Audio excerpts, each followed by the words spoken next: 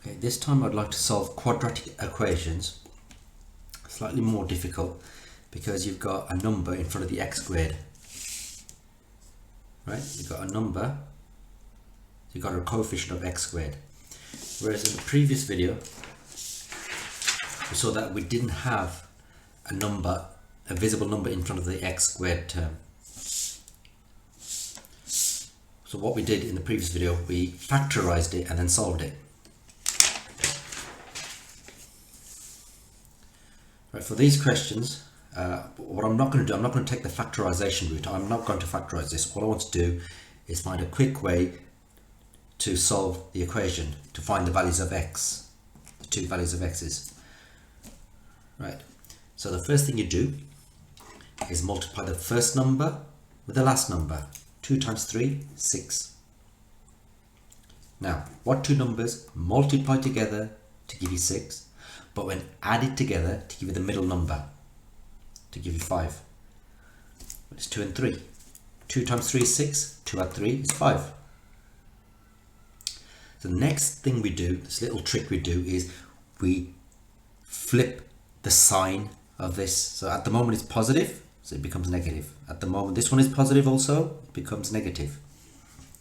The next thing we do is look at the thing that we were worried about originally, this 2 here. Bring the 2 down over here, divide by 2, divide by 2. So x now becomes negative 2 divided by 2 is negative 1. Negative 3 divided by 2 is negative 1.5. Let's try another one. To solve this, first number, last number. 6 times negative 2 is negative 12. Notice I didn't do 6 times 2. I did 6 times whatever the sign is in front is important. 6 times negative 2 is negative 12. So what two numbers multiply together to give you negative 12, but when added together it gives you this positive 1? It's going to be negative 3 and 4. Negative 3 times 4 is negative 12. Negative 3 add 4 gives you positive 1. So what we now do is flip the sign. The negative becomes a positive, that disappears. That positive now becomes a negative. So now what we do is we bring that 6 down here, divide by 6, divide by 6. So now our x becomes 3 divided by 6 is half, 0.5. Negative 4 divided by 6, you can leave it as that if you want, or you can simplify it. If you want, you can have that as a decimal as well. So negative 2 divided by 3 is negative 0.6 recurring.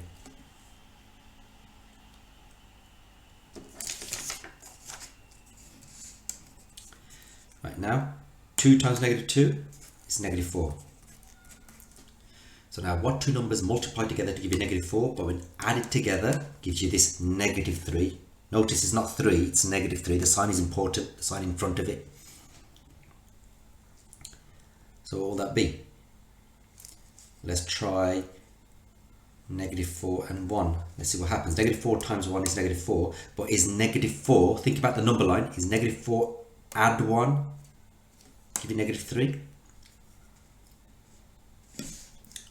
Okay, it's fine. So what we then do is flip the sign, then that negative becomes a positive, that positive becomes a negative. So now bring the 2 down over here, divide by 2, divide by 2. So now what we have,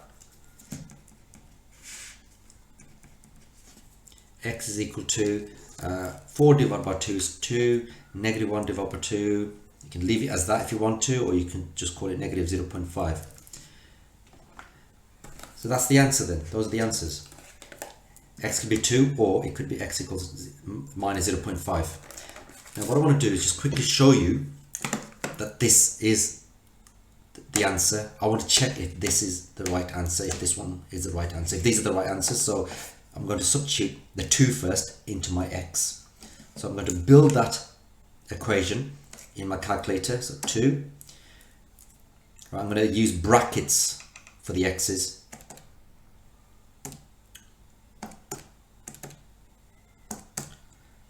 So I've now built that over here.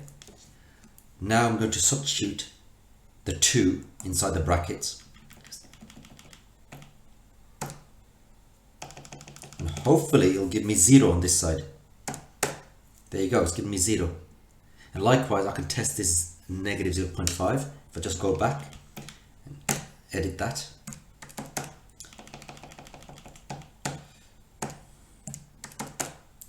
Should give me 0. There, it's giving me 0. So when you substitute these numbers, when you substitute the 2, it'll give you 0. When you substitute negative 0.5, it'll also give me 0. Okay, it's not necessary to do what I've just done in the exam. If you've got time, do that just to check.